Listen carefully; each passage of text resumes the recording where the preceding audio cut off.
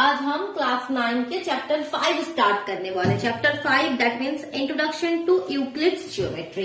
ठीक है, बट ये चैप्टर स्टार्ट करने से पहले देखो ये तीन चीज आपको क्लियर कर लेनी होगी। एक है एक्सियम, एक है पोस्टुलेट, एक थ्योरम। ये चैप्टर आप जब क्वेश्चन करोगे देखना कि ये तीन चीज आपके सामने बार बार आएगा। कभी होगा यूक्लिड्स एक्सियम, कभी होगा यूक्लिड पोस्टुलेट, कभी थ्योरम।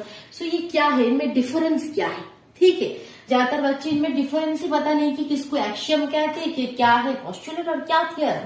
सो देखो मेन डिफरेंस क्या, देखो पहले एक्सियम और पोस्टुलेट ये क्या है, ये आसपास में ही है। थ्योरम बिल्कुल अलग है।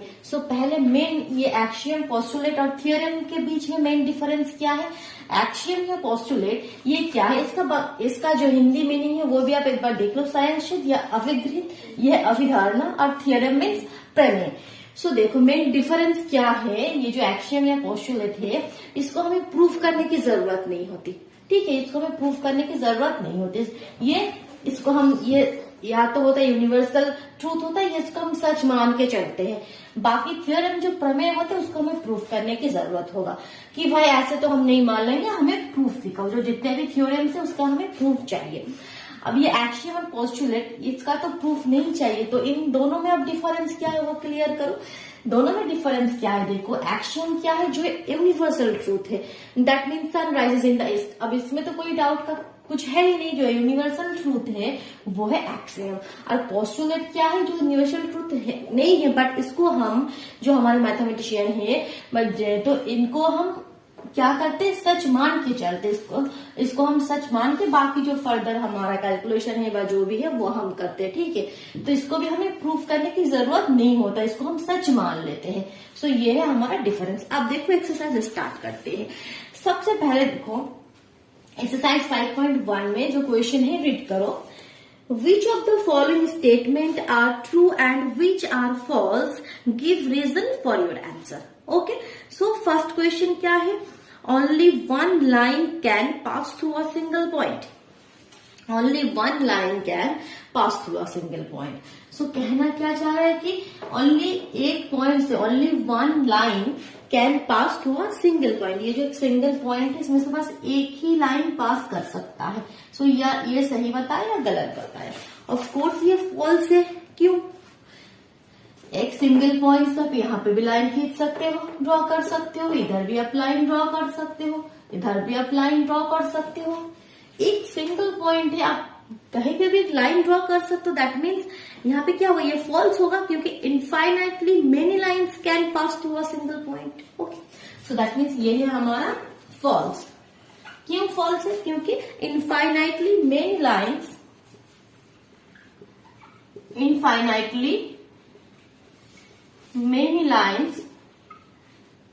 Can pass through a single point. ठीक है, क्लियर हुआ। अब क्या है नेक्स्ट देखो। नेक्स्ट क्वेश्चन क्या कह रहा है कि there are an infinite number of lines which pass through two distinct point.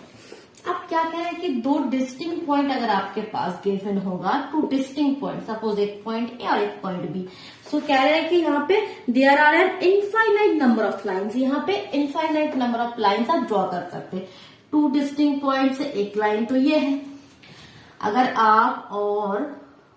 आप ये दो पॉइंट है हमारे पास, ये तो एक लाइन है। अगर आप और एक कहीं भी मान लो यहाँ पे आप लाइन ड्रॉ करोगे, सो ये तो बस इस पॉइंट से जाएगा, इस पॉइंट से नहीं जाएगा। आप कहीं पे भी आप ड्रॉ करने जाओगे देखना एक पॉइंट हट जाएगा। दैट मीन्स टू जब फिक्स्ड पॉइंट है तब आप एक ही लाइन ड्रॉ कर सकते हो, इनफाइनाइट नहीं। ठीक है, सो ये भी फॉल्स है because through two distinct point only one line can pass. ठीक है, सो ये भी है हमारा फॉल्स।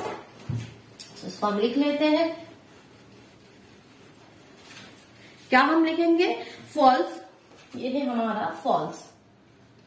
क्यों फॉल्स है, क्योंकि through two distinct point, through two distinct point only one line can pass। ठीक है, क्लियर हुआ।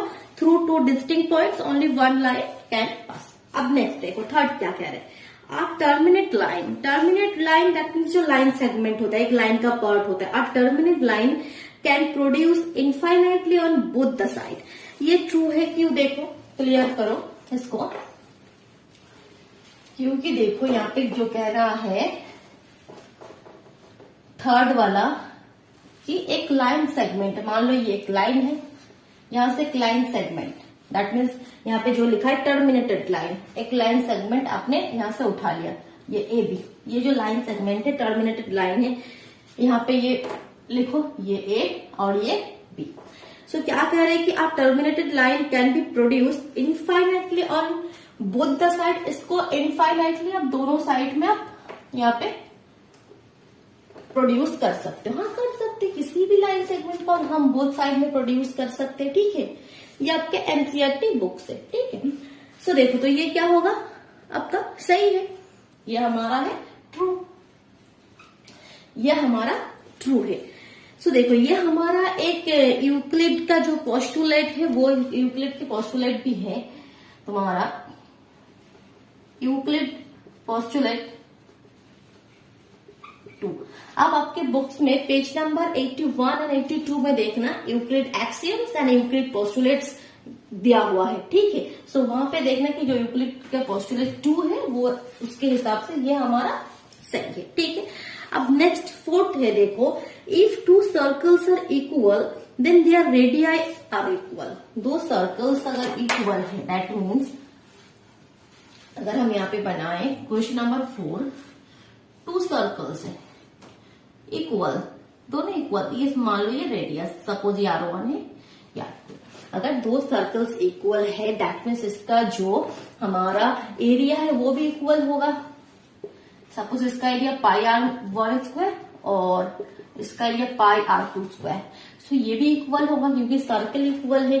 सो पाई कैंसिल आउट होकर यहाँ से हम लिख सकते हैं R1 is equal to R2, that means radius जो है ये बराबर होगा। तो वही गिवन है कि if two circles are equal then their radii are equal. Radii radius का प्लूरल फॉर्म है, ठीक है।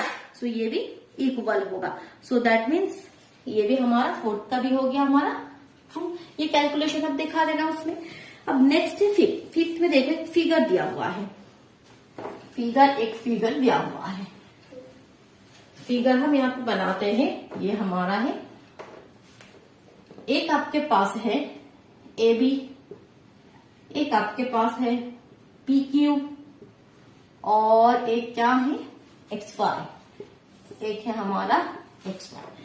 कह रहे कि in figure 5.9 if A B is equal to P Q, A B is equal to P Q, ठीक है, और P Q is equal to X Y. ये जो पी क्यू है ये एक्स वाई के साथ बराबर है। A B is equal to P Q, A B is equal to P Q and P Q is equal to X Y. Then A B is equal to X Y, then A B is equal to X Y. Of course ये Euclid के axiom भी है, आप page number 81 में देख सकते हैं, ये यूक्लिड के एक एक्सियम भी है और ये तो ट्रू ही है, ठीक है। सो ये भी हमारा है क्या ट्रू। अब ब्रैकेट में लिख सकते हो कि ये यूक्लिड के एक्सियम से भी हम बोल सकते हैं। सो क्वेश्चन नंबर 1 कंप्लीट हुआ, ओके। अब नेक्स्ट क्वेश्चन हम डिस्कस करते हैं। सो नेक्स्ट क्वेश्चन अब क्या है, देखो नेक्स्ट क्वेश्चन आपके पास है, आपको give a definition for each of the following terms. कुछ टर्म्स है, क्या क्या टर्म्स है, parallel lines, perpendicular lines, line segment, radius of a circle, square. ये जो टर्म्स है इसको आपको डिफाइन करना है। नेक्स्ट क्या कह रहे हैं कि are there other terms that need to be define first. कह रहे हैं कि यहाँ पे और भी कुछ टर्म है जिसको आपको डिफाइन करना है। What are they and how might you define them. अगर है कुछ तो उसको भी डिफाइन करो, ठीक है। सो फर्स्ट में देखो पैरेलल लाइंस। पैरेलल लाइंस का क्या है डेफिनेशन, टू पैरेलल लाइंस, पहले देखो अब देख लो क्या होता है, ये और ये, मतलब दैट मीन्स जो लाइंस कभी आगे जाके मिट नहीं करेगा, दैट मीन्स जिसके अंदर कोई कॉमन पॉइंट नहीं है। जैसे ये लाइन है, इसमें क्या देखो एक कॉमन पॉइंट है। सो इस तरह के लाइंस जिसके कोई कॉमन पॉइंट्स नहीं है और जो दैट मीन्स बस ऐसे ही चलता जाएगा, कभी मिट नहीं करेगा। So that means two straight lines which have no points in common are said to be parallel to each other. अब इसमें ऐसा कुछ टर्म है जिसको आपको डिफाइन करना है। यस ऑफ कोर्स है, एक है पॉइंट और एक है स्ट्रेट लाइन। ये यहाँ पे डिफाइन नहीं है, यह हमें डिफाइन करना होगा। पॉइंट क्या होता है? एन एग्जैक्ट लोकेशन होता है, जैसे यही तो एक पॉइंट है, ये एक पॉइंट है, तो ये क्या है? Exact location. It has no size, only position. Straight line क्या है? A straight line is the set. Straight line क्या है? सेट। किसका set? Of all points between, बहुत सारे पॉइंट्स के बिटवीन में एक सेट है, ठीक है, इस तरह से जितने भी पॉइंट्स है, ठीक है। एंड एक्सटेंडिंग बियॉन्ड 2 पॉइंट्स, ये दोनों साइड में भी आप इसको एक्सटेंड कर सकते हो, ये आपका है स्ट्रेट लाइन। नेक्स्ट क्या है आपका? देखो परपेंडिकुलर लाइंस। परपेंडिकुलर लाइंस क्या है? Perpendicular lines are defined as two lines that intersect each other at right angle. ऐसे दो लाइन जो एक दूसरे को इंटरसेक्ट करेगा right angle, that means 90 degree angle पे वो इंटरसेक्ट करेगा। ऐसे दो लाइंस को हम कहेंगे परपेंडिकुलर लाइंस। ओके, अब देखो नेक्स्ट क्या है। अब नेक्स्ट है लाइन सेगमेंट। लाइन सेगमेंट क्या है? पहले लाइन सेगमेंट क्या है मैं आपको क्लियर कर देती हूँ, फिर आपको डेफिनेशन मैं बताऊंगी। दैट मीन्स एक लाइन है, लाइन में से कुछ पार्ट आप काट लोगे, ये जैसे ये आपने यहाँ से उठा लिया, ये आपका लाइन सेगमेंट है, लाइन का पार्ट है।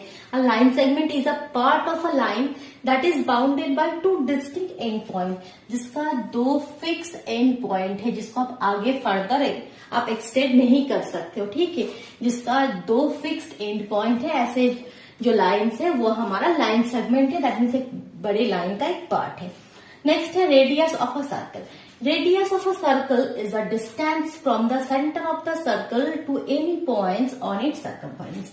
दैट मीन्स क्या है? ये आपका तो सर्कल है, रेडियस हम किसको कहते हैं? सेंटर में से ये जो डिस्टेंस वही रेडियस है। ये भी रेडियस है, ये भी रेडियस है, आप कहीं पे भी ये करो, ये सब तो रेडियस है। That means radius of a circle is a distance, एक डिस्टेंस है from the centre of the circle, centre of the circle to any point on its circumference. ये जो इसका सर्कमफरेंस के ऊपर कहीं भी किसी भी पॉइंट का ये डिस्टेंस है। नेक्स्ट है आपके पास square, a 2D shape that has 4 straight sides. Square तो पहले आपको पता ही है, मैं पहले स्क्वायर बना हुआ एक 2D शेप है जिसमें 4 इक्वल साइड्स है और जो 4 एंगल्स है वो भी सब 90 है। तो वही कह रहा है कि 2D shape that has 4 straight sides of the same length and 4 angles of 90. Okay, so आज हम और एक क्वेश्चन सॉल्व करेंगे, वो है क्वेश्चन नंबर 3। क्वेश्चन रीड करो स्टूडेंट्स। क्वेश्चन आपके पास है कंसीडर 2 postulates given below। तो postulates आपको दिया हुआ है, क्या है वो postulates? Given any 2 distinct point A and B, there exists a third point C which is in the between A and B। First postulate में आपको कह रहा है कि given any 2 distinct point, 2 distinct point आपको गिवन है। Suppose ये 2 distinct point आपको गिवन है, ए और बी, ये तो डिस्टिंक्ट पॉइंट है, ठीक है। तो क्या करेंगे? There exist a third point C. अगर आप ये लाइन ड्रॉ भी नहीं करोगे, सपोज ये एक ए है और एक बी, तो क्या यहाँ पे कह रहे कि इसके बिटवीन में यहाँ पे एक पॉइंट सी ऑफ कोर्स होगा कि there exist a third point C which is in the between A and B, जो ए और बी के बीच में है, ठीक है, ये एक पोस्टुलेट है। और एक पोस्टुलेट क्या है? There exists at least 3 points that are not on the same line। Okay, same line में नहीं है, ऐसे 3 points आपको चाहिए एटलीस्ट। एक ही है, इसके तरह ही है, ये एक पॉइंट ए है, एक बी पॉइंट है, सो इसके इसी लाइन में नहीं है, इसको दिखाने के लिए और एक पॉइंट आपको चाहिए, 3 पॉइंट्स चाहिए जो सेम लाइन में नहीं है। ये 2 postulates आपको दे दिया है। अब क्वेश्चन क्या पूछ रहा है कि do this postulates contains any undefined terms. क्या यहाँ पे कोई अनडिफाइंड टर्म्स है? Yes, this postulates contains undefined terms, ठीक है, अनडिफाइंड टर्म्स है, पॉइंट्स है।